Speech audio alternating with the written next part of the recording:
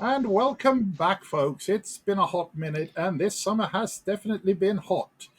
And hot is also an adjective that quite well describes the location of our intrepid investigators down on the Antarctic ice mass uh, on the morning of December 8th of 1933. So almost at the height of the Antarctic summer.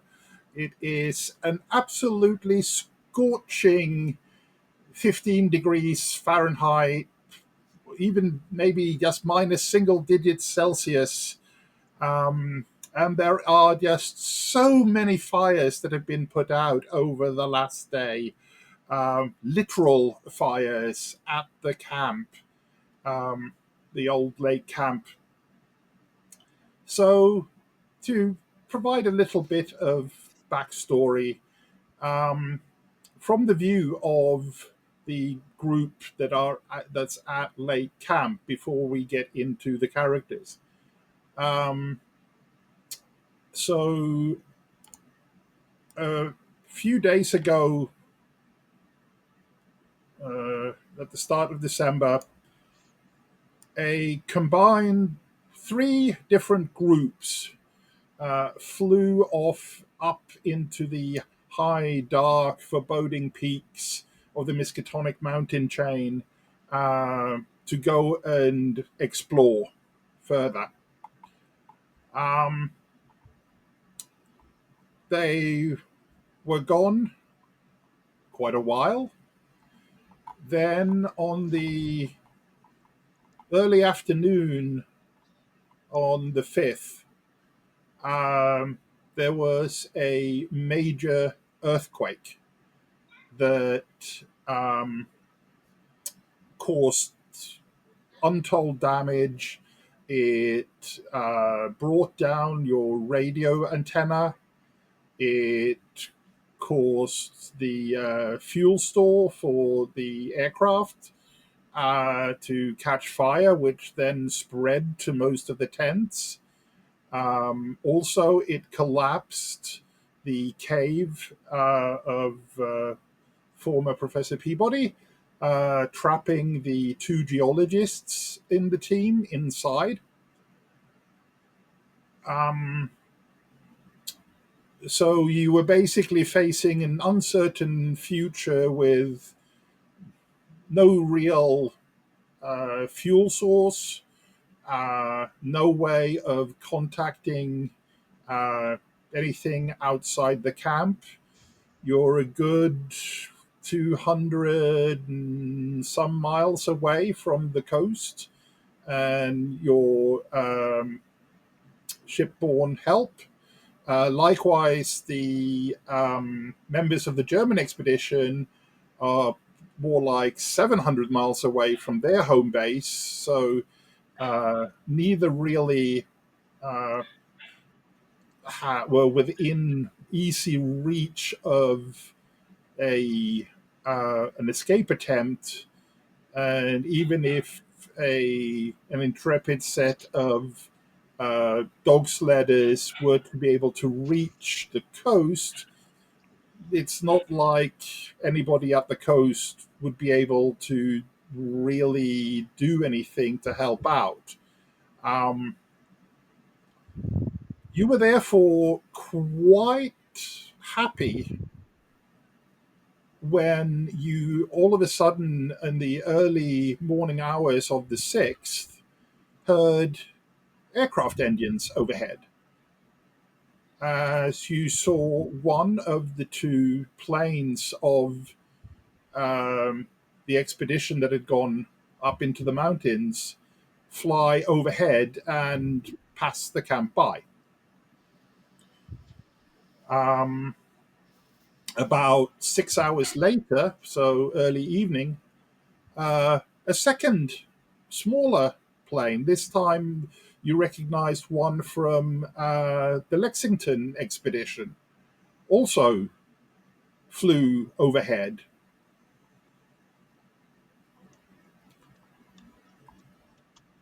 The night passed with you not knowing what those events foretold, where the planes were headed, if they'd headed down to the ships on the coast, what was going on. Uh, then on the morning of the 7th, uh, one of the Boeing 348s, the Weddell, or 247 rather, comes flying back in low circles and manages to land next to the remains of its stablemates, the two German planes, the two Junkers that were at the base at the time when the earthquake hit. And the a portion of the group that went up into the mountains stagger out. Um, it is a couple of members of the Bassman Falcon expedition and four members of the your fellow members of the Starkweather Moore, but neither Mr. Starkweather nor Professor Moore, or indeed Miss Lexington, are in the plane. A lot of questions are naturally asked, but we will come to those in a moment. And I think it's therefore that's sort of the backcloth to which we'll check in with some of the investigators, at least. So if we take a look at what perhaps Dr. Malaya's or Melody is up to as she realizes that there may be a rescue possible. Yeah, that's me. R- um, Dr. Melody Melius, singer and acoustic researcher for the expedition.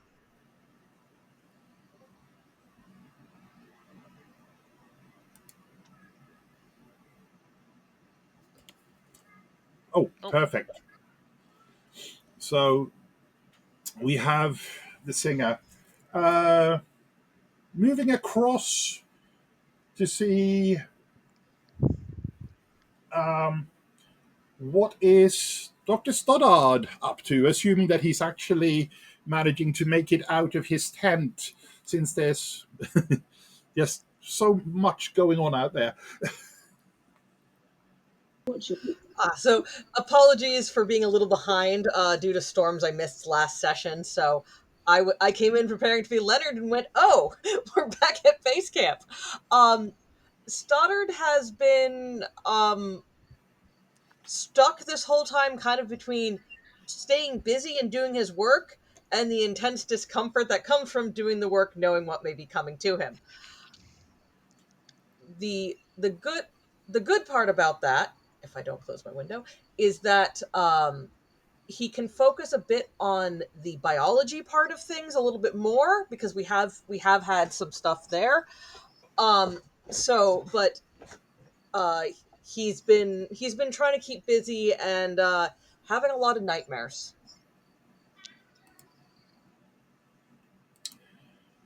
And swinging around perhaps back to the passengers disembarking from the noble plane, the Weddell, um, this ark that has come to, well, do what it will. Um, Miss Russo, Valentina, how was the flight? The last couple of days have been very interesting. Very interesting flights, very interesting events. She's done her best to record everything so that hopefully somebody knows what happens here.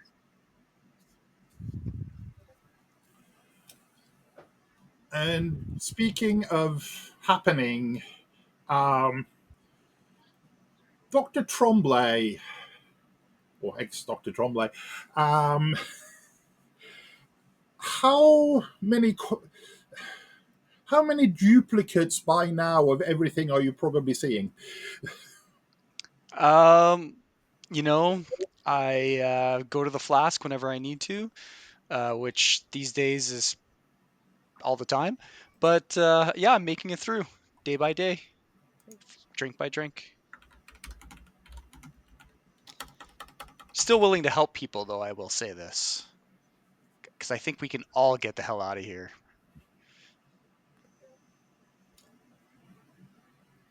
And speaking of getting the F out of Dodge, um, what, if anything, and this is sort of now also bringing in Big Suze and Warwick, um, are you going to say about when the group that didn't make the trip up the mountain about what's happened? What about the leaders of the three expeditions, uh, etc.?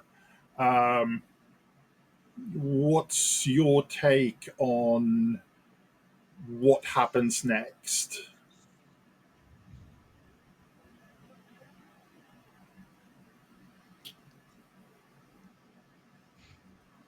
Well, Warwick, what you have to say? I'm so please forgive me for the fact that I do have a bit of memory Oh, gap. I missed last session entirely. So I'm not sure. Like he's I'm not sure he's fully present. I think anyone floating around 21 sanity is only partially present at what's going on. He's kind of trying to do the normal thing, but um, he'll probably he'll probably see what can be put aside with caves and earthquakes and cave-ins, um, and just but he's not. He's clearly a little. He is not looking at. He is looking somewhere about a mile away right now. I know he's not undergoing any like insanity effects right now, but he has not had a chance to have any sort of psych treatment. He is in the point where I believe he's still technically indefinitely insane. yep. Like he will be triggered at any point. So he'll talk about he's got if he's asked about his speech is sort of jumbled and confusing, and um there'll be some mentions of um things in the ice coming for them, things in the ice that needed to go back. The ice was broken, it all needed to keep turning, and it's not. Someone's probably going to take him and put him in a dark corner.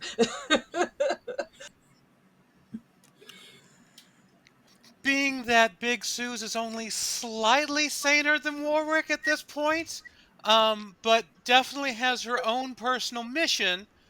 She is going to keep Warwick as well away from anyone else and make sure everyone knows that unfortunately there was a large cave in and a lot of people fell into the ice and they're unsavable. We could see their corpses from the top.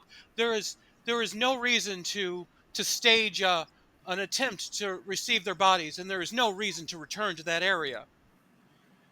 Now, These things fortunately, fast. the two Germans are perfectly happy to corroborate Big Seuss's assertions because in their mind or minds, uh, they were surprised that the four Starkweather Moor people showed up, let alone anybody else. So they were that story means that they don't have to go into the fact that they ran away with the big plane, leaving the rest of you out there, as it were.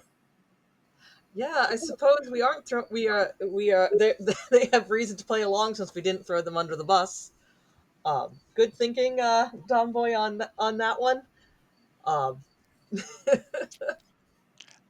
Now, will you allow Roger to step up onto the soapbox? Because he may say things that don't corroborate that at all, actually. I'm I'm sorry.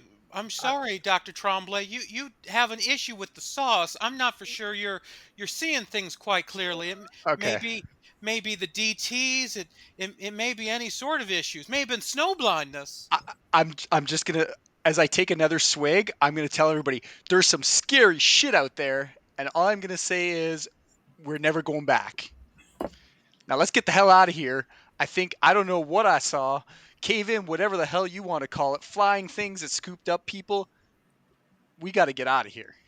And then I'm gonna take another big long So swig, just so that everybody realizes that I'm definitely in the sauce and don't take me seriously.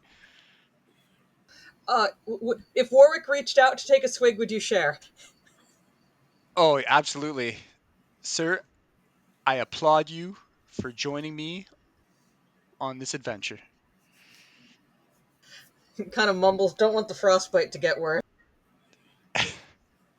Whatever you want to call it.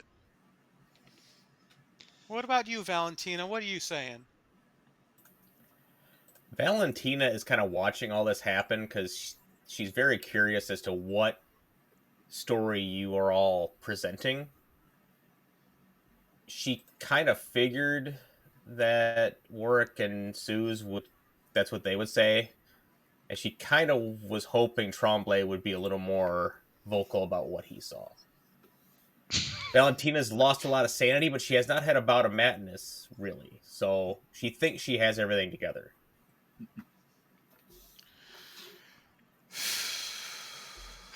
and having things together does become a little bit of an issue in a practical sense because uh, probably fortunately for uh, newly arrived group or the returned uh, group from the lost of the mountains, um, they're only on the ground at camp for maybe an hour and a half when the snowstorm that they were running from when they picked up the two Germans starts to break in earnest, and it becomes a mad scramble to um, shore up what remains of various tents and buildings, get the supplies. In particular, the important thing being getting the fuel off the Weddell that you picked up at the supply camp, so that you'll have heat for until well whatever form rescue takes, and making sure that the Weddell will survive the blow.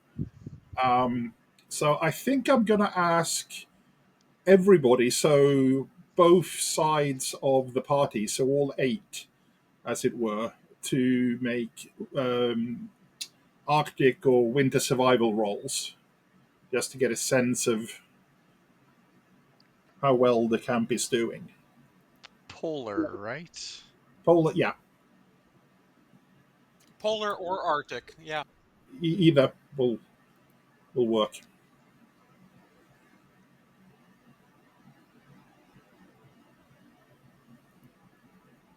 There it is.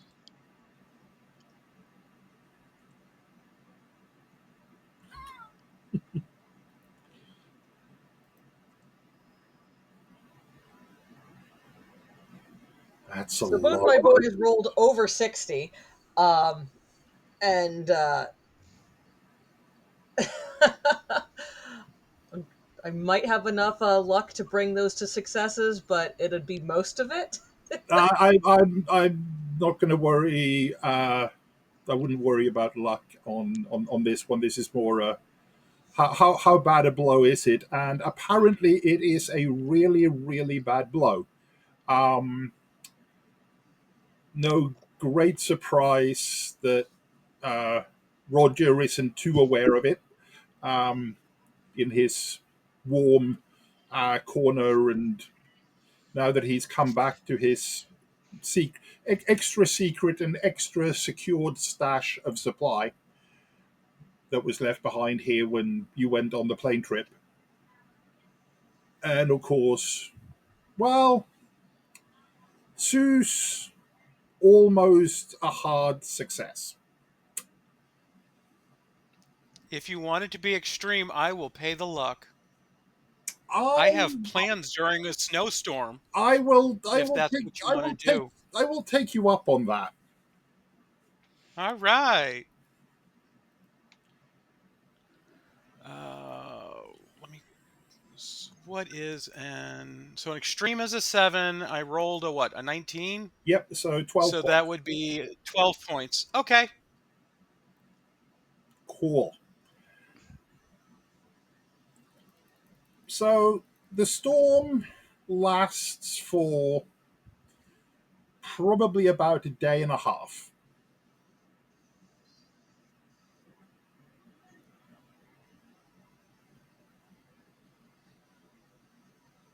When the weather finally clears,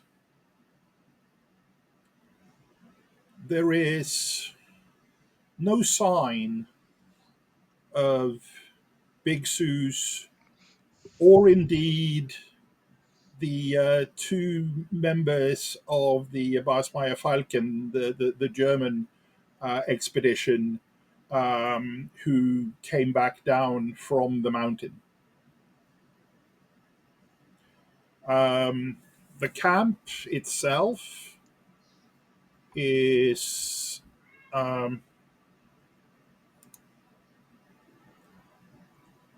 relatively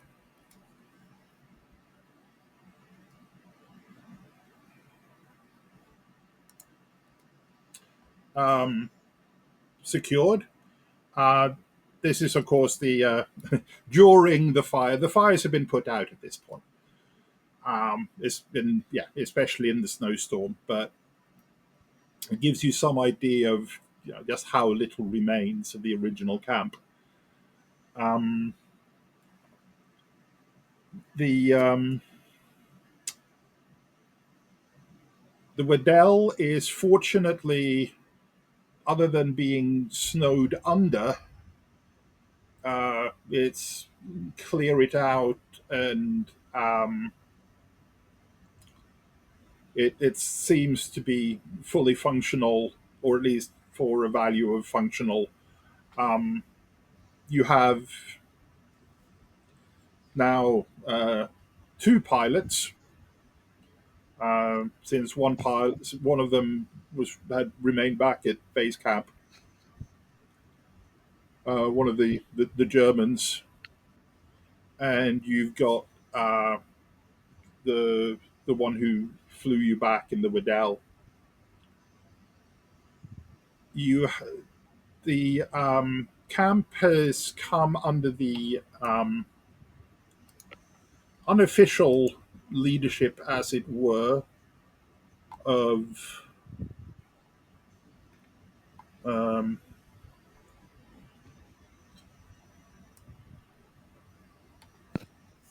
the linguistics professor from the Basmeier Falcon expedition, um, Herr Doctor,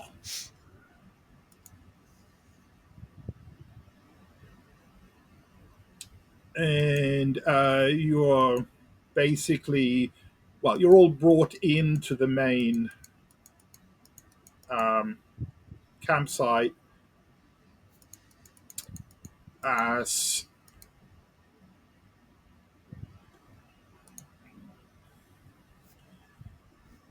senior members of the um, remains of the Starkweather Moor group um, to see, well, how do we do this? How do we go about surviving? Um, we have a plane, we have enough fuel for at least one round trip to the German base on the west, on the far west side. So maybe three trips if to the American ships. Uh, Now there is. Last you knew, there was more fuel at either of those two locations. So you could ostensibly, if weather permits, um, set up some kind of ferry. You've got about, the plane will hold about 10 people plus some goods. You've got about 30 here at the former lake camp that are still uh, alive and able to travel. I got a couple questions, Stefan. Yep. Um, so the groups that showed up, did we? Are there still people up at the city, or did those people are the ones that showed up? Valentina knows that there is still a group of maybe about, well, last she knew, there were about 10 to 12 people still up in the uh, old city at the top of the mountain. And we knew they had some supplies, but we they're probably not going to last too long up there. I wouldn't think. The big issue is oxygen.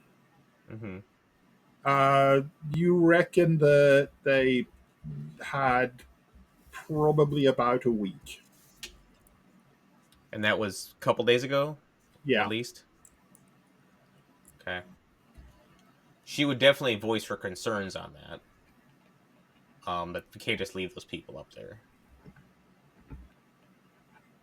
Um, and could we refuel back at our main camp on the coast then? If we get, could we get more fuel from there, or is what we have what we have? You believe there is more fuel on the coast, but without the radios in place, you have no real way of double checking. Gotcha. Thank you. And we also don't even know if we have, do we even have enough fuel to get back to where they are? It's not, other than the climb, as it were, it's maybe only 100 miles or so, if that, up to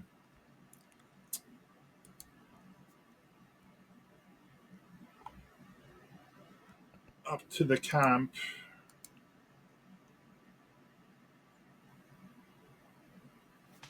It's significantly closer than uh, out to the Ross Sea and the SS Gabrielle, or the Weddell Sea and the German camp, or the Basmeier Falcon main camp.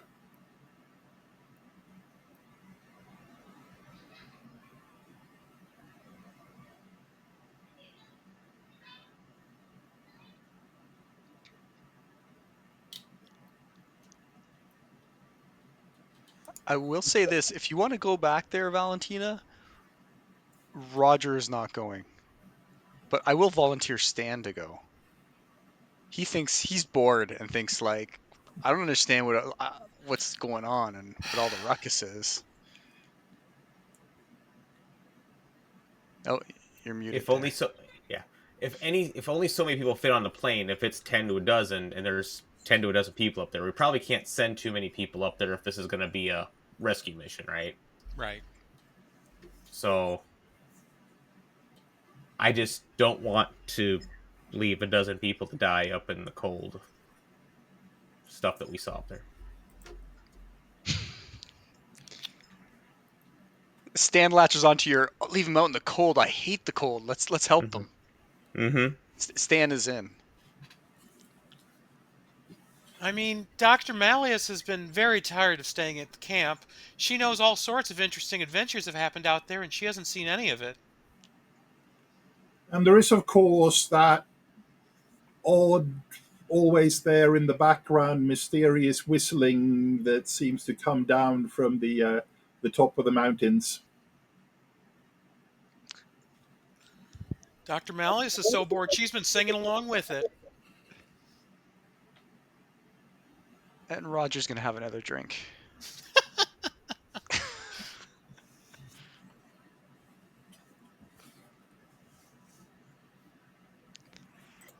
And we did say we had two planes, Stefan. Uh, yes, you do. Okay. Um, and you have two pilots. Okay.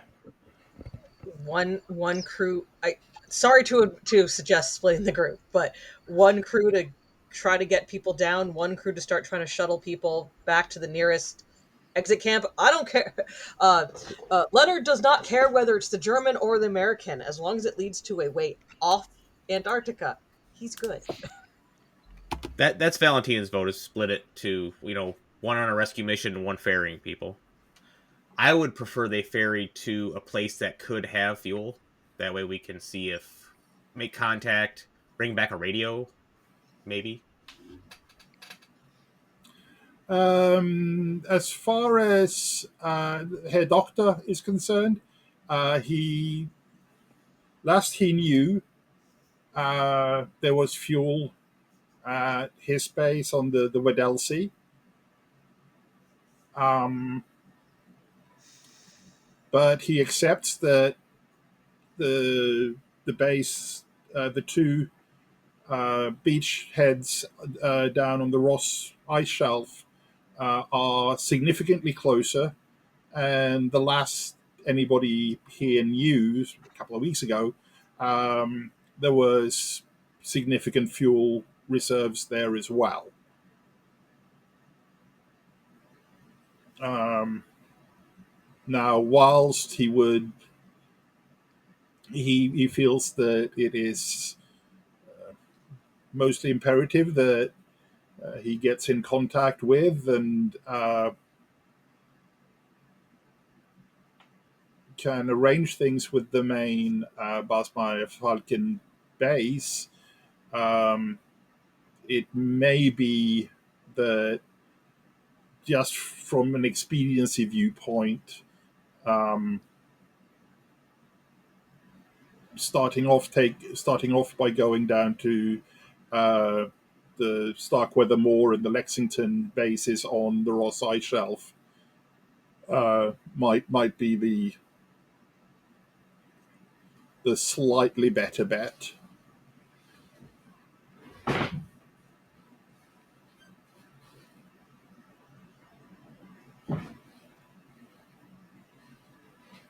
Either location would have radio could get radio communication with the other, so it really just becomes a roll the die kind of um, guess between them in his mind. Well, and if we go to the closer camp, I don't know if it's possible with the ice and stuff like that, but they could almost, if there's not enough fuel for the planes, you could communicate with radio or take the boat around to the other side to the German camp. Uh, that's also true. I mean, it would take Take a little bit. well, it's you'd have to navigate through the outer shelf. Mm. Um, but it's at this point you're well into summer. The inner ice pack is pretty much broken up. Might take 4 days, might take 7 days to get around, depending on just exactly where on the Weddell Sea the German base is. But yeah, that's certainly possible.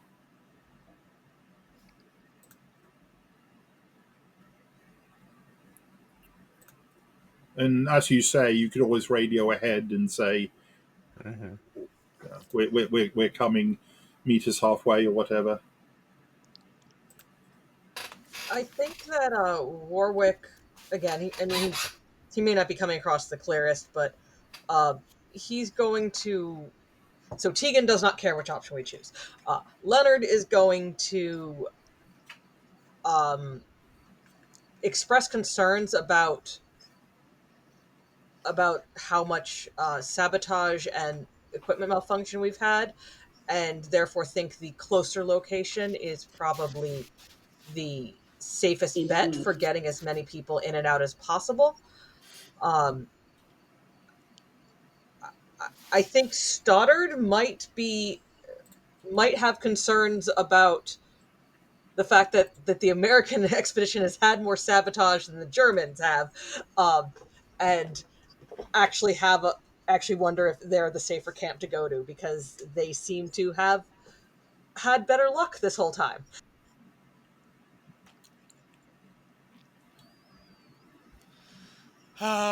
Big Suze is MIA at the moment, and Dr. Malleus has been enjoying time at camp, and she is mostly unaware of everything going on. Actually, yes. Cycling back to that with Sue's being missing, like no tracks or anything. Like, can we look around for any sign of where Sue's went? Did she leave a note? Um, I As far as physical tracks goes, it's a little bit difficult just because of the extra 3 or so foot of snow that fell during the storm. I mean, I was figuring that, or the tracks could have been blown away, but that's yeah, that. I definitely think this is bothering Warwick a bit because what if one of the things followed us and got her? I will say that Suze did not leave a note. I'm not 100% sure out of character where I went, but I did not leave a note.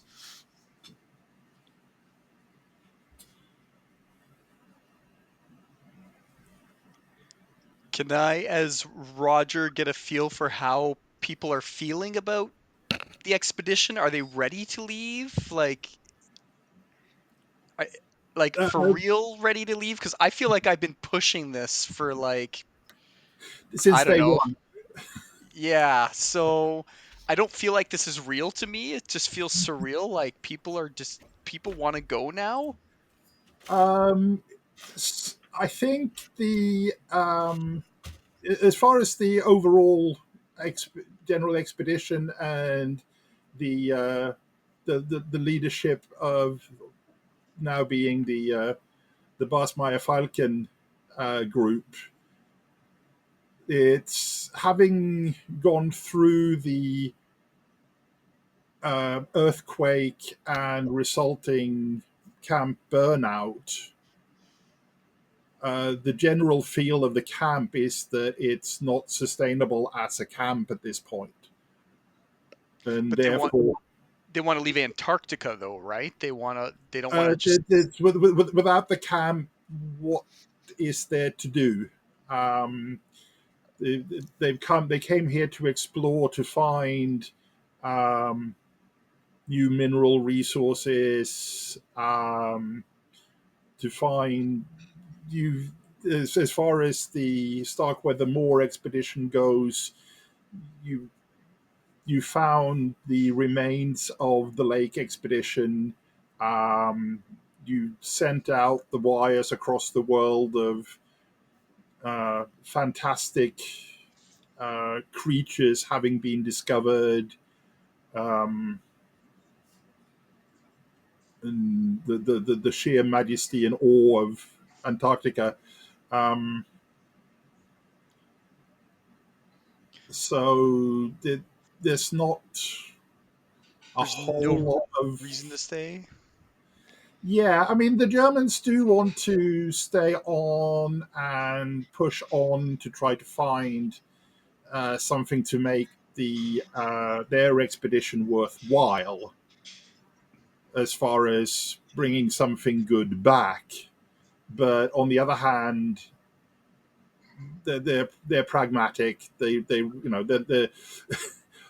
realize that it's better coming back with your backpack than on it, as it were. So I think I need to impress upon Warwick that without our leadership here, I think as the logistics guy, you're now in charge. I think it falls to you.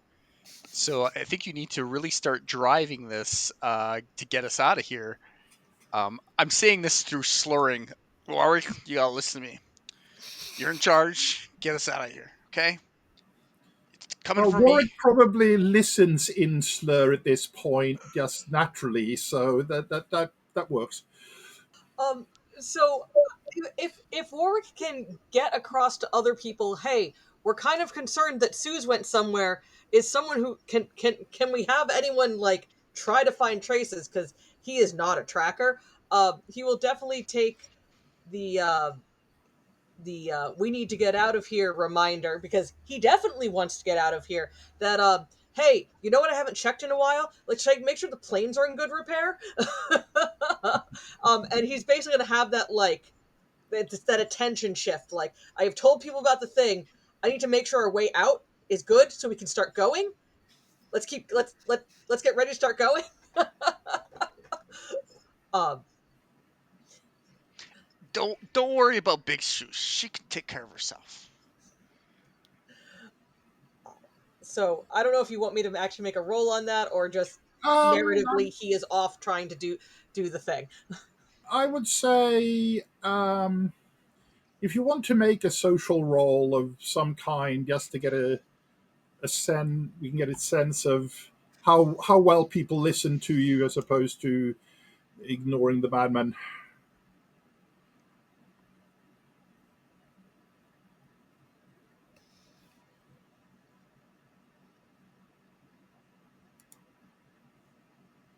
Sorry, you'll have to forgive me as I try to find my social skills. No worries. Like I do every day. Um,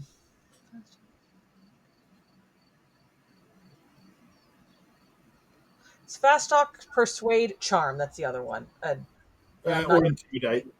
So my highest is 15 on any of them. Um, because he is more focused on things, well, slightly more Mhm. focused on things like aircraft maintenance. Um, so he will try to persuade someone, hey, some of our people just left in the middle of the night. Maybe we should be worried about this while we're packing up the camp to go. And it's probably going to fail. Let's see. Holy shit! I Oh, it's Yeah. probably helped by the fact that Big Zeus is the one out of the Starkweather Moor expedition, at least, the one remaining polar survival expert. Your other yeah. person of that ilk, one of the other persons of that ilk is down on the ship, and one is up on the plateau. I mean, Warwick's isn't horrible, but Sue's is better. um, So the sudden lack of that expertise, especially when it comes to um, organizing the wrap up, etc., of the camp, is noticed. Actually, I'll take that back. 'Cause I can see Sue's role. Sue's has 35 survival Arctic, and Warwick has 40. Everyone just thinks I'm better because I have Yeah, like more life experience with it, but actual fair like enough. physical Uh, ability, yes, Warwick but is better so than me. Tremblay is quite a bit better than me. what we will do is but yes, we'll use that like but also the dogs and the dog sled and Sue's skill have been directly impactful. So like Yeah. Hey, someone with useful knowledge has gone missing. We should find her. Meanwhile, I want to make sure the planes are okay after the flight because we have to go retrieve people and we need to start shuttling people out of here. Um, and we do not want the wheels to fall off. Well, the first plane that leaves could probably take a short loop around the camp in the air and see if they can spot Big Sue's or the two German fellows we lost. Because there's also two Germans missing, correct? Hmm. Yes. Yes, Okay. there's several people missing, which is slightly alarming. Um, Warwick is convinced something followed them to the camp.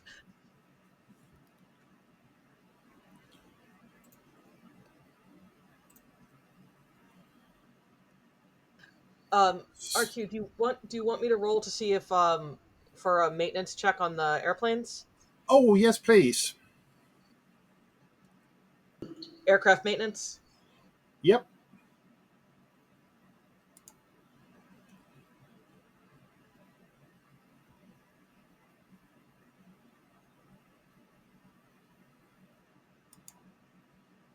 I, Okay. I can't even luck that one.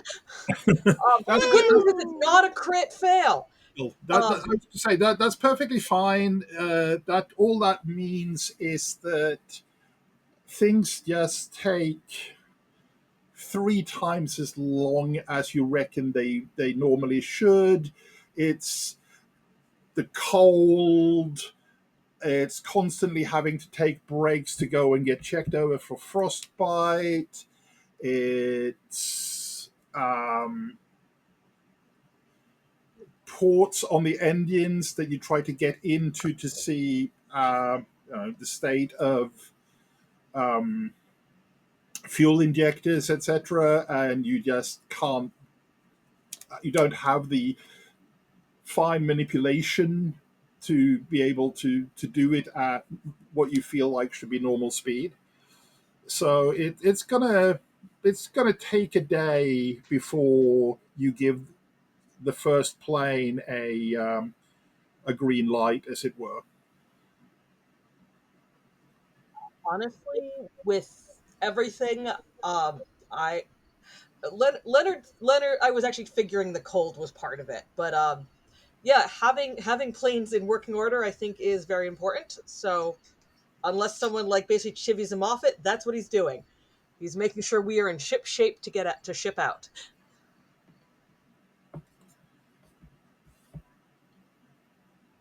So yeah, there's no end of packing up camp, etc., etc., shoveling out the runway, all no end of busy work to keep everybody occupied for that additional day. The camp still runs pretty much on its 24-hour schedule, with the Germans essentially taking the night shift, since they're running on the Europe on Berlin time rather than on uh, Antarctica time, which is about 11 hours off. And yeah, you manage to you get to a point where on the afternoon of the 8th, where it's basically time um, to to take um, one of the two planes out for its mission. Um, so, how do you want to divide up between the various groups? I mean, you could there's enough that you could at least as four all go on the rescue. You could split between rescue and recovery. You could all go recovery. Um, So if I remember, because of the amount of space on the plane, all the PCs, a complete set of player PCs can't go on the rescue mission because we wouldn't be able to take it fit everyone on the way back, provided they're alive. We are Uh, assuming they're alive. Providing they're alive, but having said that, there's sufficient people up there that you would have to end up doing a double trip to bring everybody back, and at that point, there would be enough space for a full set. Do we want to split up our characters in between the two vessels? Since we all have two? Sort of, I guess. We're missing Sue's, but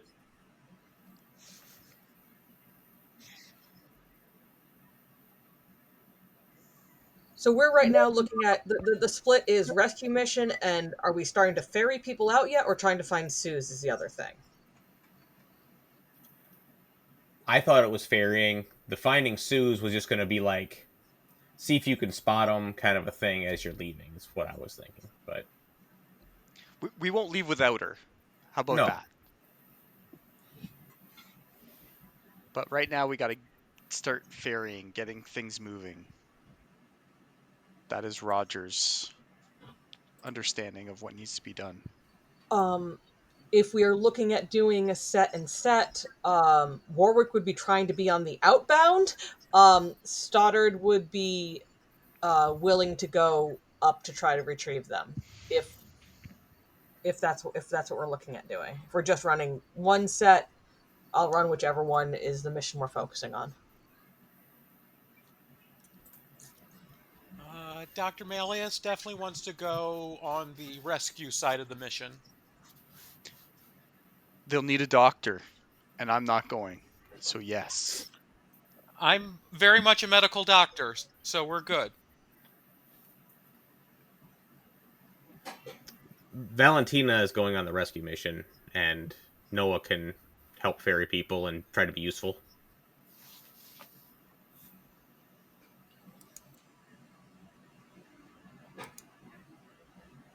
Sounds like we have a nice party split. Um, so I think we're probably going to open up with the group heading for the Ross Ice Shelf and the SS Gabrielle and the Lexington ship. Um, just to get things started, as it were. And so I would like the members of, or the three of you who are on that flight, to make a spot hidden roll.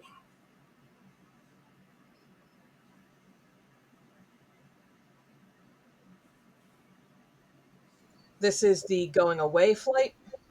Yeah. So Warwick and company. Okay, the ones that are doing the ferrying. Yeah. Okay. Spot hidden.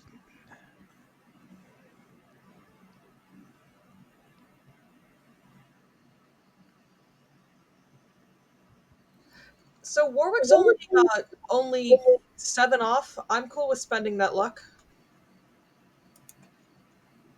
Yep, I'll happily take that.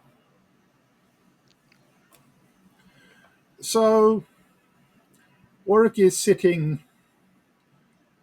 on in the plane. This is the German tri-motor Junkers, um, and you're sitting sort of idly staring out across the expanse of the upper ice shelf, uh, newly scoured flat by the passing storm. As you head north, because let's face it, all points point north when you're in the Antarctic, pretty much. And you realize that there's like an odd hillock. there's a spot where there's an unexpected shadow in the open snowfield. Huh, that's funny. Anyone else see that? Nope. It's 100 miles of white snow and ice. That doesn't look. I don't see anything.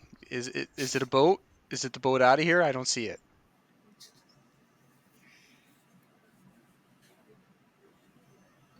Does the hillock remind me of the Elder Things?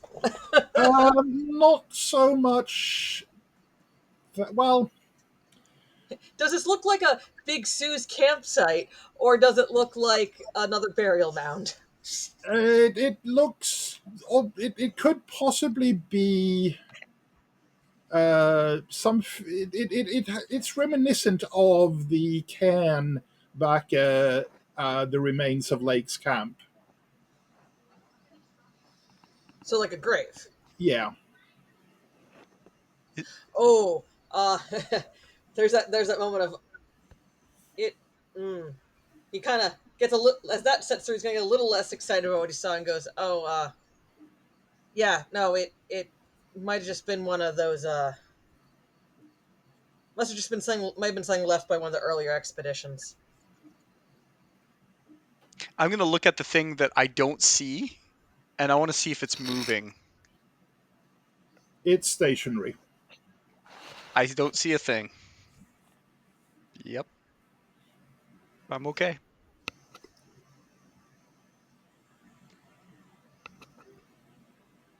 And yeah, you head on back. There is you fly back down to the ice shelf to the well, what is essentially the third location of your base camp.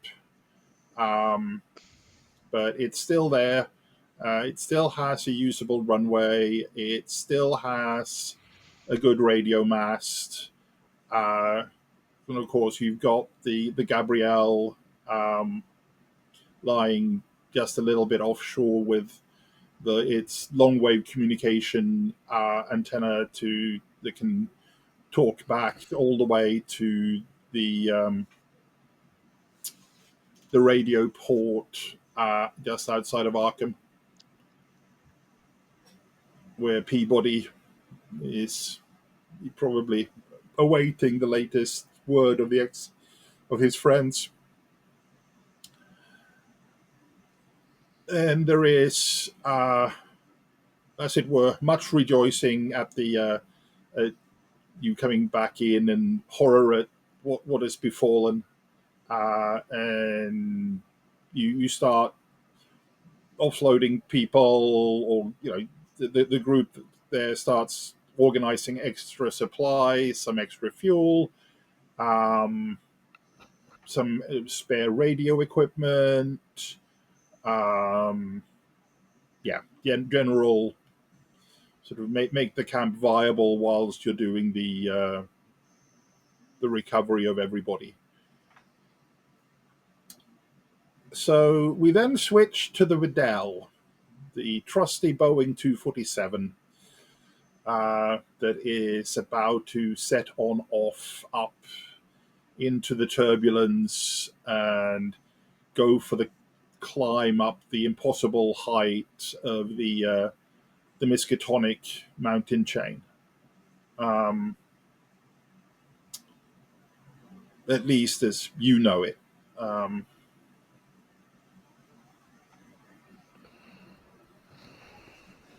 and so the same goes for the four of you.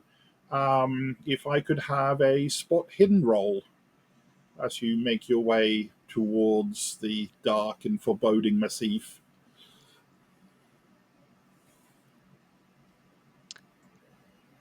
I'm gonna roll an excited spot hidden because he's super excited to be finally doing something.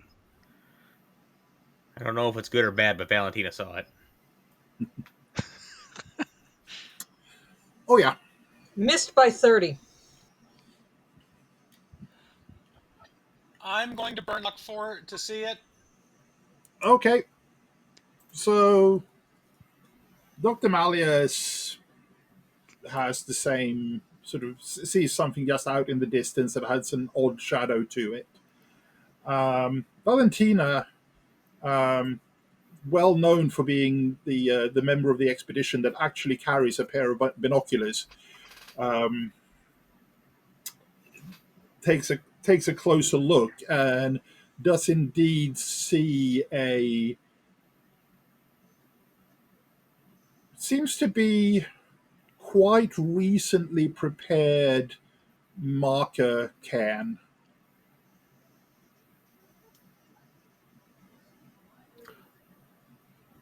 What do you mean by marker can? So Like, it's as though somebody has carefully gathered up, or well, carefully and carefully, but has at least gathered up um, stones and ice slabs, and basically built a can or a pyramid of sorts um, on out on the ground. how far are we from the camp when we see when I see this? You're about 10 miles or so.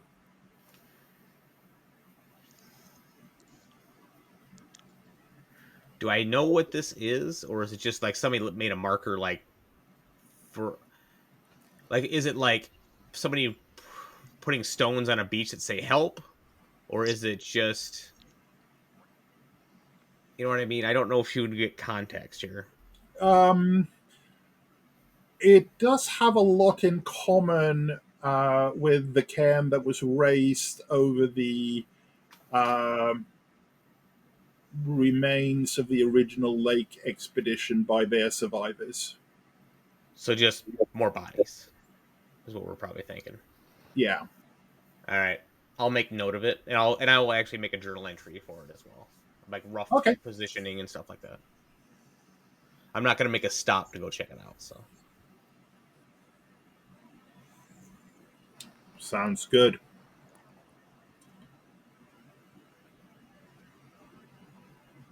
And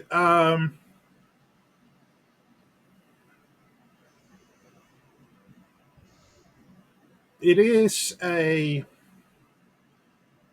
exhilarating flight up towards the purported plateau at the top of the Miskatonic Range. It the it's very turbulent. There's a very strong headwind, essentially coming down the mountain. Um, the Waddell is constantly fighting against and bucking and rearing as it goes until you start getting up towards the pass at the very top, where the wind turns and becomes a tailwind that is, yeah, high and mountain since strong. since Valentina's the one that's been through this before, she braces herself and just kind of motions for the others that have not done this before. This could be a hell of a ride. We shall see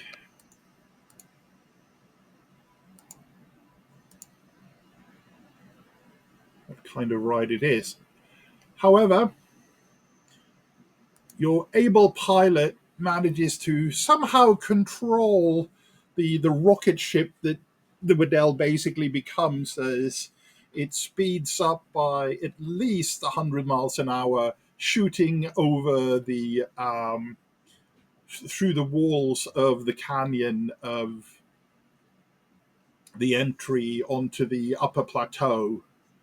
And you end up shooting out over the remains of the massive elder city, um, where previously there you could see um, all the graceful arches and eternal architecture of the city. Uh, the area is now broken. There are chasms everywhere. Um, build the two large statues that stood at the entryway where the ice waterfall flowed out into the ravine have toppled over, and you make your way towards the plaza that you that Valentina knows was the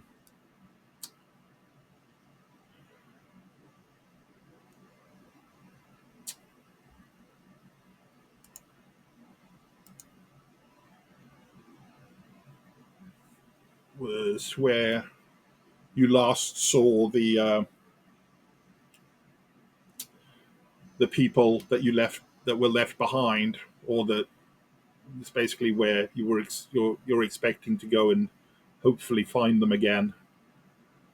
Um, the plane comes in, and as opposed to last time when the landing went a little bit awry and you broke a ski, this time around the the skis hold, and you manage to come to a stop. Yet again, you step out of the plane, the ice squeaking and crunching beneath your boots as you start to walk towards the camp. The air in here, down here at ground level, is oddly calm, dead calm even, but there is that distant howl and piping from the peaks, as though the wind up there is playing piccolos with the mountains. But there's a to Valentina, there's a somewhat darker note. It's just that little bit more eerie in tone. Um, you get to the campsite, and it is in total disarray. The canvas door curtains are gone from the archway. There's a couple of the oxygen tents still standing in the chamber, but they've been seemingly pulled and prodded until they're partially collapsed. There's contents from them that's strewn about all over, scattered onto the ice. Um, there's signs of battle and a hurried evacuation everywhere. There's shell casings by the opening into the building where the camp was built. There's dark drops and smears here and there. Um, Probably blood and, well, maybe other fluids as well. Um, there's scraps of cloth that are thick with dark stains that lie stiffly frozen into, no, frankly, unlikely shapes. Um, I would say go ahead and make an intelligence roll. Uh, Valentina would just say to the, like, just kind of to the air, "We're too late." No, we're too late for what? It looks like there was a battle here. There might be survivors. fighting the Krauts, it looks like. What Stoddard happened here? did pretty well in his intelligence roll. Yeah. Um, I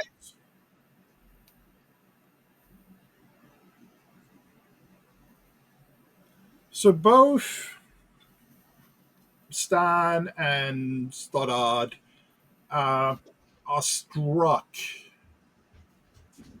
by the similarity of this scene and the state of Lake's camp when you first got there.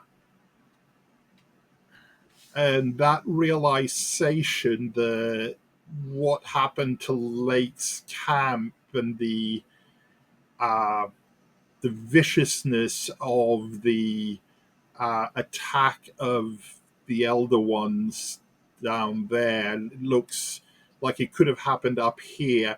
And that's when I see that Melody has already rolled it, but for the other three of you, I'll need a sand check. had a safe assumption, seeing this is her first time dealing with anything even close to this.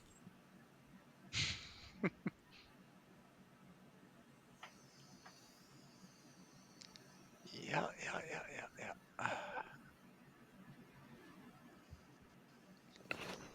yeah. So, Stan, uh, for you, that will cost you a D2 of sanity.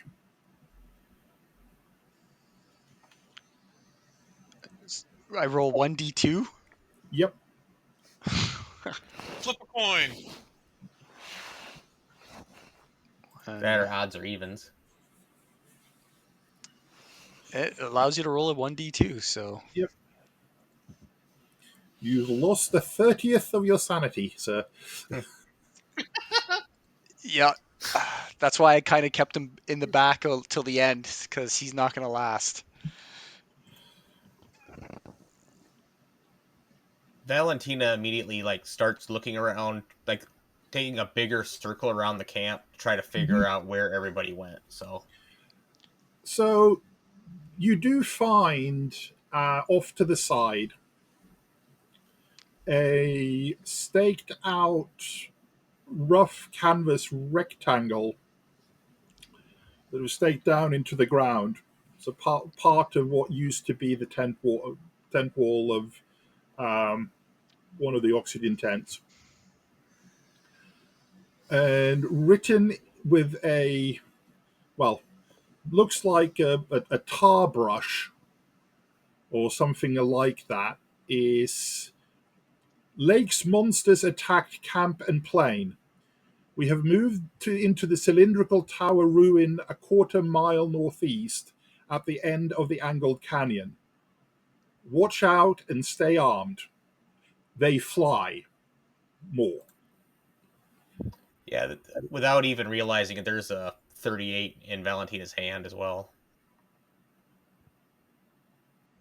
and she kind of kicks herself because I was meaning to grab a shotgun or try to find one when we were at camp, and I completely forgot. So she probably would check the plane as well, just to see what we've got for arms or extra arms. Yeah, Stan has not got anything, and I'm starting to get a little worried. Is there, like, I'm going to grab a sharp stick if that's all there is at this point. Yeah, you can get hold of metal piton or 10 pegs. Yes, sharp implement that's of for reasonable value of sharpness.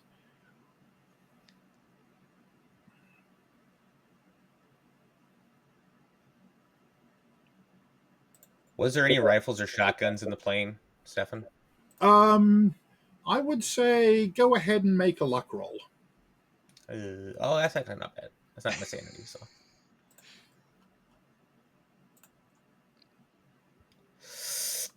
Okay, yeah, I made it. Okay, so yeah, there are two long arms. All right.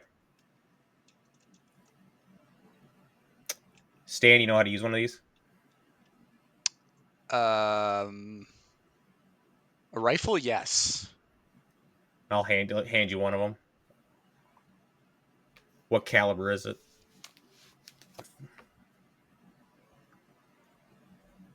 It's a call it 708. So the D10 plus one damage. Okay. Anybody else? It looks like Stoddard?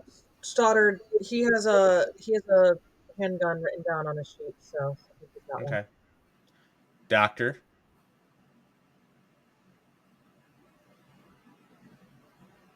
Dr. Malleus, did you want a firearm or?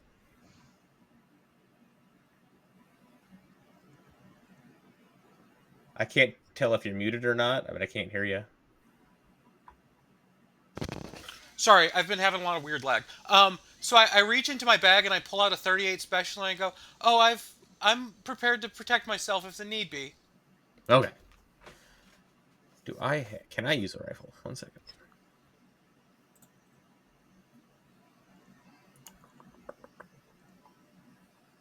I've got base, so I'll hold on to it. Do we have like 10 rounds apiece, Stefan, or just don't worry about it? There's a couple of boxes of rounds, so you have, let's call it, in Rolls Royce terms, sufficient. I'm sorry, what What? kind of rifle did you say it was? I'm going to call it just a regular um, army rifle of the day. I'm So looking real quick. yeah, I guess 7.6 yeah, action. yeah. Shot bolt action. Yep. 30-06 bolt action rifle. Yeah. If you do the manage weapons, you can pull it up. All right, 30. Which what I'm going to do, because we're probably gonna have to leave the pilot here. Is it just our group and the pilot? Yes. Okay, I'm gonna hand him the rifle Mm-hmm. and let him have the one of them.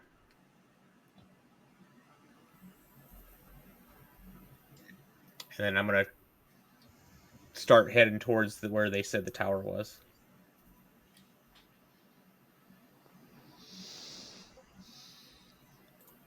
There we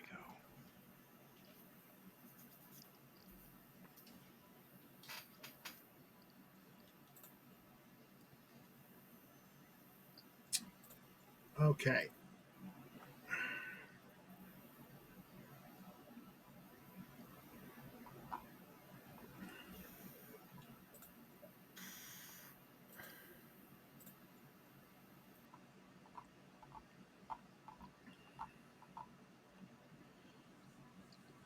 So, um,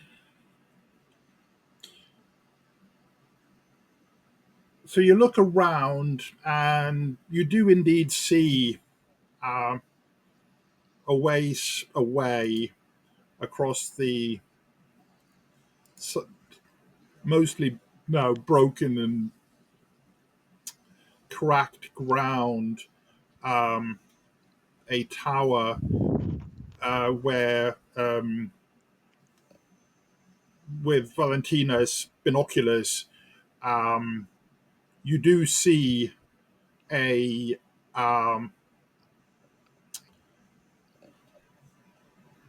a man in red garb, um, standing on top of the tower, apparently trying to catch your attention.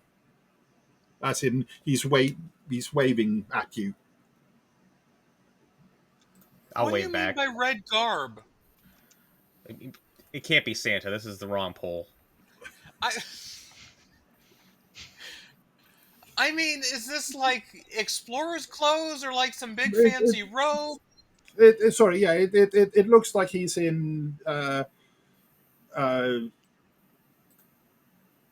red colored, but parkas and so forth. Okay, Okay. okay.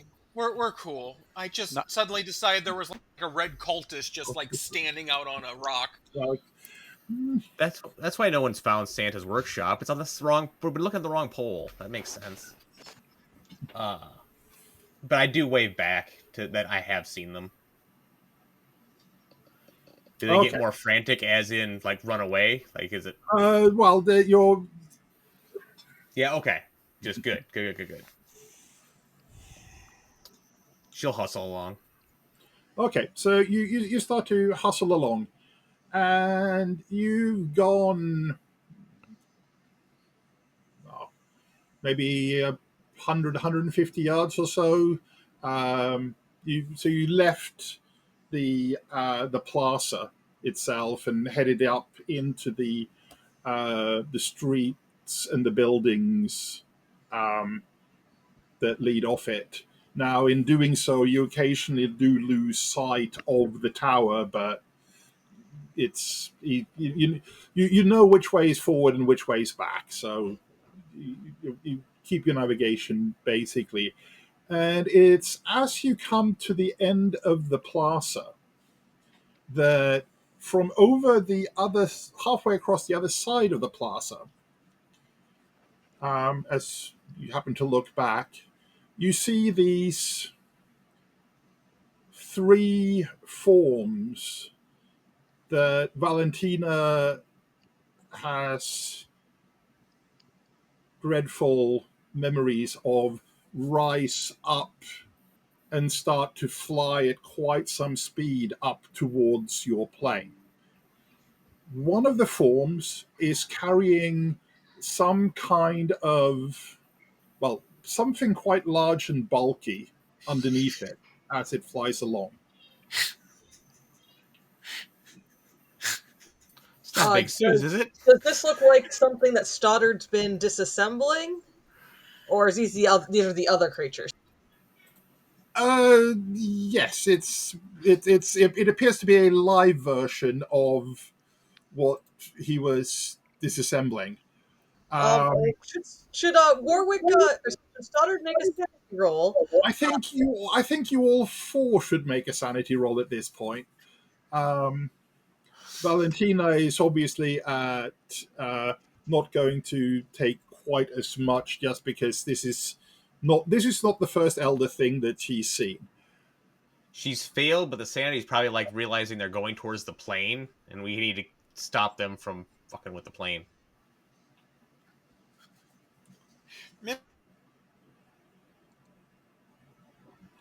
Missed it by this So, much. 53 over 50. yep. So, ooh, all four of you get to roll a d6. Now, Valentina gets to roll a d6 minus 2.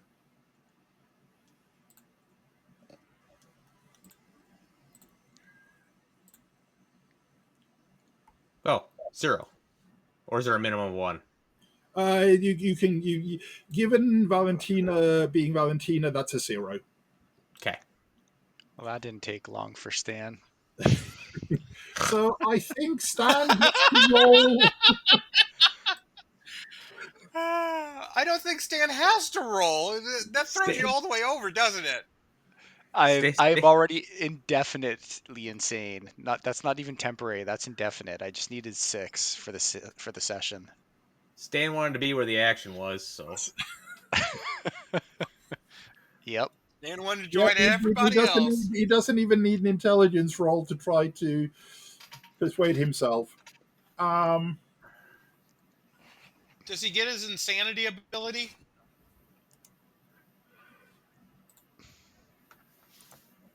I think there's something coming up. Absolutely. Um,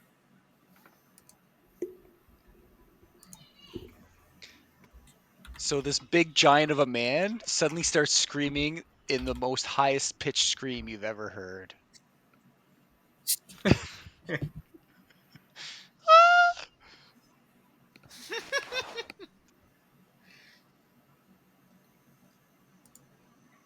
You're muted. so I would say go ahead and roll a d10, Richard. All right.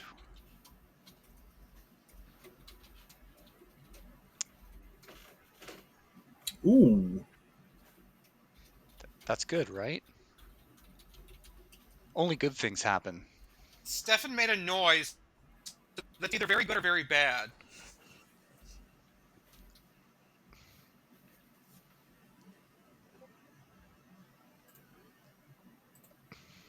The face is not So making it clearer for me. I. So yeah, Stan sees these the fact that there are actually live versions of the bodies that perpetrated the horrors down in Lake's camp, seemingly. Which I only heard about, actually. I never saw. And I didn't Indeed, believe it. yeah. But this is Stan's moment. This is Stan's moment. This is what Stan came down to Antarctica for.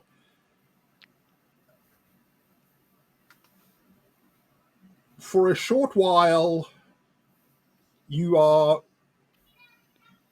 you have a need to be the hero. You Okay. are the absolute epitome of an attention-seeking maniac. So instead of screaming like a little Gora, I'm more like looking at these guys going, holy shit! This is what you guys are talking about? I got this. Yeah, I got this. I know. Just leave it all to me, guys. I got this. I love this for you.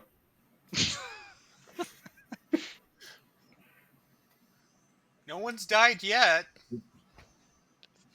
It'll be glorious. So the pilot that you have left behind, fortunately with a rifle, does open fire at the flying trio. Hell yes.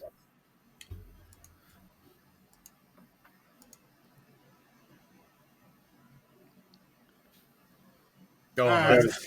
echoing across the deadly silence of the plaza comes the unmistakable sound of a rifle misfire. Oh no. And we shall see how well and how quickly he manages to clear the round from the chamber. Meanwhile, I feel like it's only fair to ask Stan what the manner of this heroic endeavor will take. I feel like I just want to yell, everybody get in the plane. I got this. And I'm looking between the stick I picked up and the rifle, and I'm like, hmm. And I throw down the rifle, and I'm grabbing the stick. I'm like, I'm gonna get you fuckers, and I'm gonna charge in. You're charging in. Perfect. Yes. Um, Seeing this reaction from the normally mild mannered Stanley, what is the rest of you likely to be up to? At first, I think he's really gung ho about we're gonna fight these things off, and then he drops the rifle and runs off. I'm like, oh shit. So how far away are we from these creatures at this point? You're about 100 yards or so. Okay. I would probably pick up the rifle. I'm gonna try to cover Stan at this point because I can't shoot that far with a pistol. So At least I left you the rifle. at least that. I've never seen a man more sure of himself, and I'll fight with Stan to the death. I start chasing after him, pistol readied. Where is our pilot during this? He's at the plane where the three elder things are just about to land with their big box on the wing. Um, I think Stoddard is well, he's going to try to make sure they don't get the pilot. So he's going to start moving towards back towards the plane, which I guess is like I guess we are kind of if we're heading towards them, we're also heading towards the plane. His intent is to make sure the pilot isn't nabbed. He's just got a pistol, so there's nothing he can shoot this round. But he does not want the pilot killed because he does not want to be stuck up here. Understandable. Well, it could be worse. You could be stuck further up. Uh, but that's probably what being stuck up here would lead to in any case. So, potato, potato. Okay. So we will see how our pilot does as far as clearing his rifle. Not. It's better than Not the last roll. It's better than last time, but not quite good enough, given his so-so rifle skill. He's by no means a professional marksman. After all, he's a pilot. Um, give him some aircraft-mounted cannon, sure. That he knows how to deal with. These small poxy things, yeah, no, that's for other people. Um, so as you're running forwards, you see the three forms of these elder things. Their triangular legs or triangular feet touching down on the wing, and the blue box being lowered down, or the box being lowered down as a blue glow starts to come out from underneath it. Have we seen the blue box before? Or am No. I. Okay, just checking.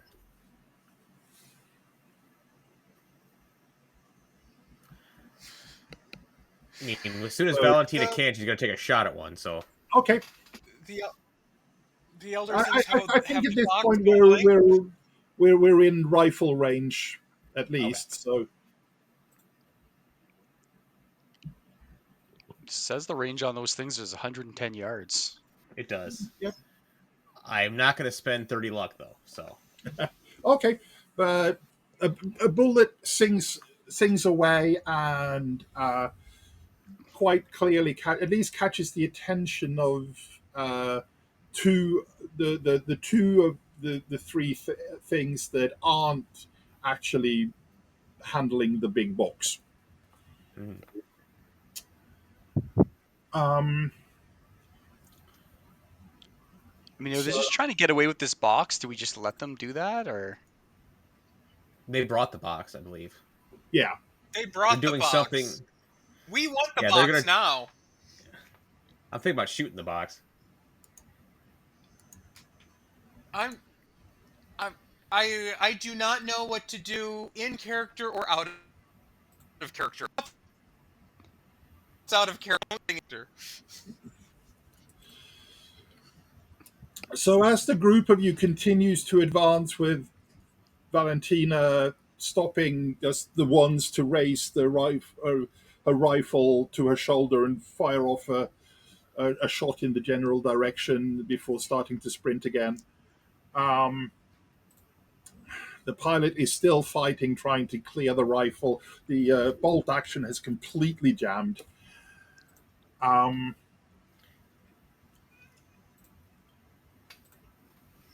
we're going to see if we can manage to do what we need to do with our device. Not quite. So this the blue glow. There is a rather sharp, almost whining noise coming from the area, much as though you would imagine, say, a roundel cutting tool would sound if attached if used against, say, the metal skin of an aircraft. But there are no sparks flying as of yet. Okay. Um, I think we'll get down to a point where uh, this time round you will be inside of handgun range should you want to do that. Uh, since Valentina's got her firearm up and ready, you'll go first, as it were, unless you want to change over to the handgun. I'm switching over to handgun after this shot. Like I'm Okay. going to rack in another round, fire, and then I'm assuming I'm going to miss, but we'll see how this goes. Oh, that 10 was up there for a second. But Ooh. no, she misses again, and this drops the rifle and pulls out the revolver and the flare gun, one in each hand, Okay. and keeps moving forward. Um.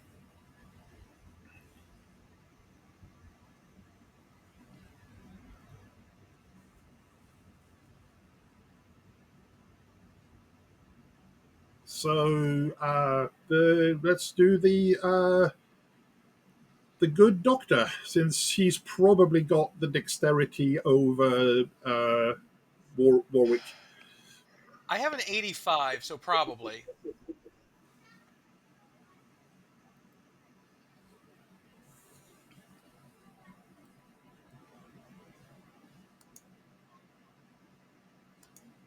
Come on, pistol. Come on, extreme. We need some 8 points extremes. of luck. I'll go Very ahead and use well. the 8 points of luck for that. Yep. So, come on. Oh.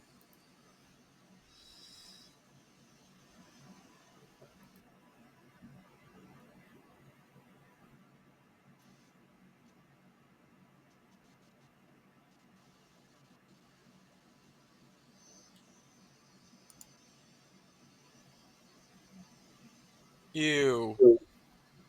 Okay. That was aimed for the one that was carrying the box. Okay.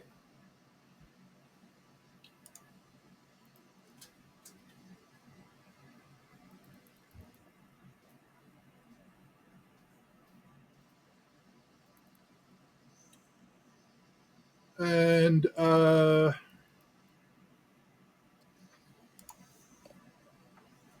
Warwick and Stan. I'm in melee and I have 35 dexterity. Okay. Is that better than Warwick? I'm Oh, on wait, or Stoddard, but Stoddard only has Oh, 45 dexterity.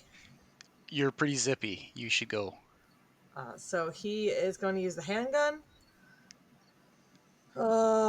which is low, but you know what? Terror.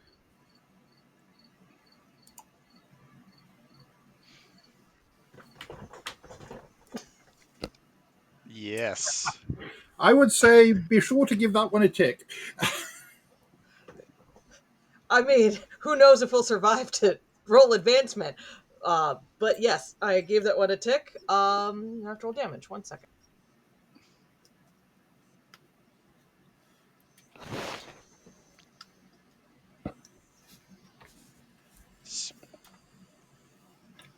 Speaking of ticks, have I The succeeded on anything twos. with Stan today? He does all of 2 damage.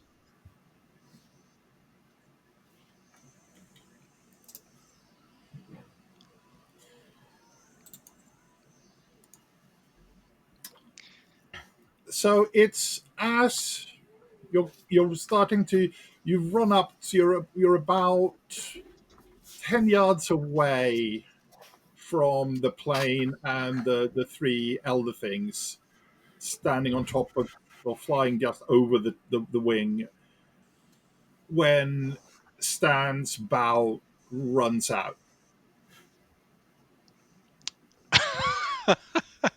Uh-oh. Rude. Um, And I now seen these towering things because these things are like 8 foot tall they're like wings. twice my size, and I think I'm a big guy. I'm like, holy shit! Nobody told me they were this big. Can I throw my stick at them like a spear? Yeah, sure. I'll, I'll give you a throw roll. I mean, I think my throw is probably terrible.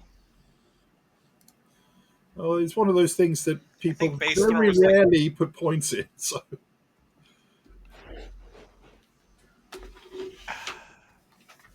I'm well, not going to spend the 54 to make that a success. that sounds entirely reasonable. So it's at this point that the pilot has managed to clear his round finally, and Huzzah! point blank range. Let's rip. Now the revolver pistol rounds that have been flying have basically just bounced off these things. They've seemingly done no harm that's visible. However, the rifle round that comes in does drive in uh, to the wings of one of these creatures, and they take off and fly off into the distance just as you get up towards them. Valentina, if you wanted to, you could have one more rifle shot as they're heading away. I pulled out the pistols, and I am going to fire a flare at the one holding the device, Okay. and see if I can set them on fire as they leave. Oh, go for it.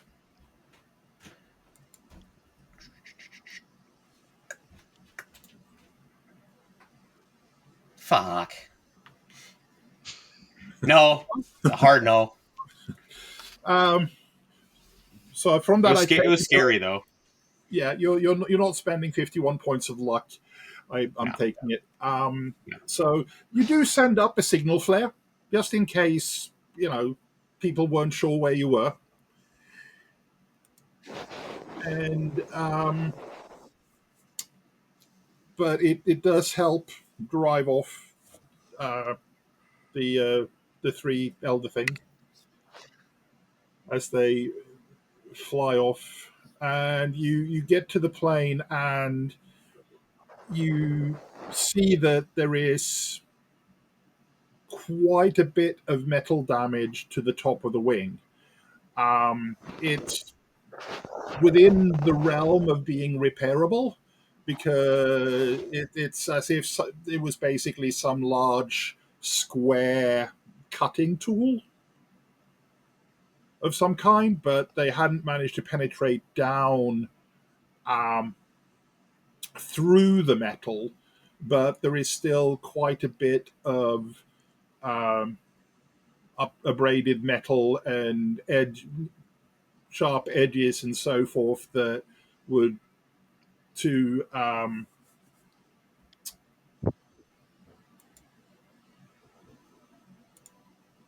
to the pilot's view, if nothing else, will interfere with airflow. So you're going to have to spend before the plane can safely be used, at least at this altitude. You're going to need to spend a while sanding down the damage. Is this All right. something he can work on while we go towards the tower? At least I do. It is. It is. Can I just tell everybody? Did you not see how what I did? I scared them off. Wasn't that not amazing, guys? you That did was a scary fantastic, stick that you Tremblay. threw. Whew, yeah. All right, I got this. All right, I'm feeling confident again, guys. Nothing scares me. We got this. We got this. All right, let's go save those people. I'll take that I rifle back, though. By the way. Yeah, exactly. I just hand you the rifle back here. Keep it this time, please. Yeah, yeah. I got this. I got this. Just lost my head a little bit. Just a little bit. Mm-hmm. But I got You this. can be a hero, but use the rifle. And the pilot's got, and you said the pilot will take care of this. He does, because that's something I'm actually good at. Is I'm good with my hands, mechanical repair. But if he's got this, I'll go help these other guys. I can help these guys. Yep, we'll head on up. You head on up, and this time around, you do manage to reach the tower that's about a quarter of a mile away. Um, you're met just before you get there by presumably uh,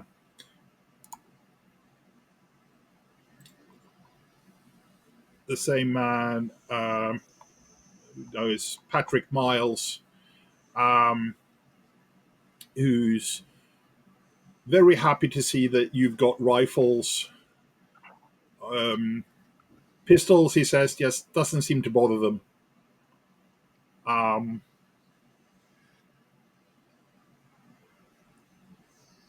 and you come up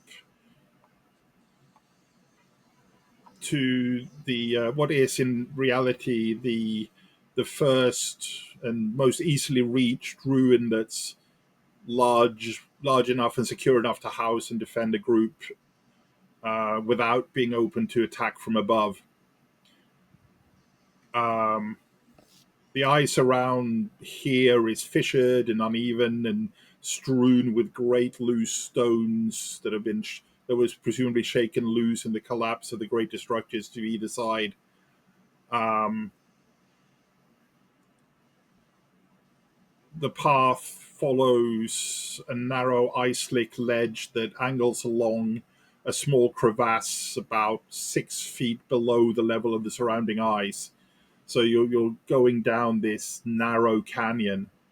There's dark stains on the ice. There's shell cases and smudges of melted and refrozen ice here and there. Um, the ruin that you're taken to is mostly buried under ice, but the heavy base of an ancient five-sided tower rears up almost 15 feet before ending in weathered rubble. There is a single usable entryway into the tower on its westward side, the ancient archway now more than half buried in ice. The opening, a pursed and lipless mouth some 6 feet across and less than 4 feet high. And you go inside.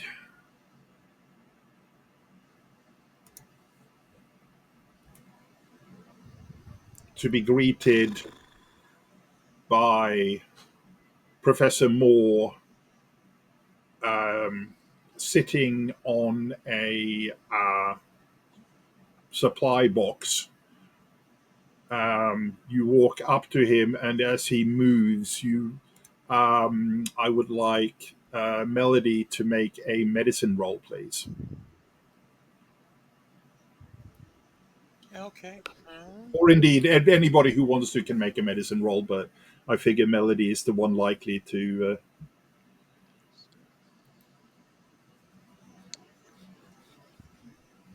Only got first aid here. Here we go.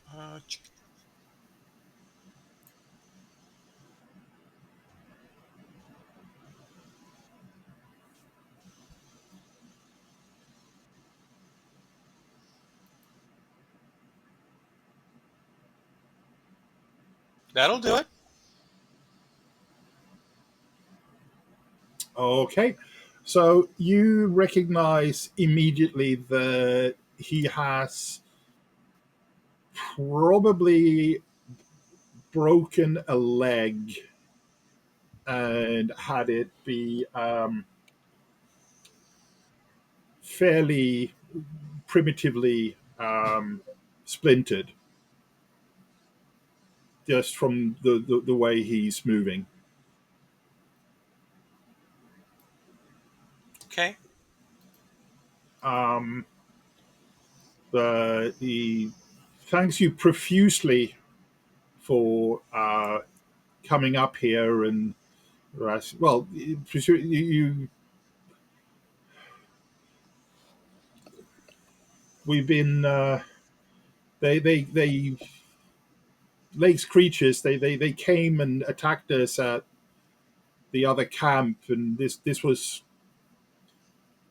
the best shelter we could find. Um, but they're out there, and I don't know if we're going to be able to run the gauntlet to get to the plane without, well, at least taking some losses.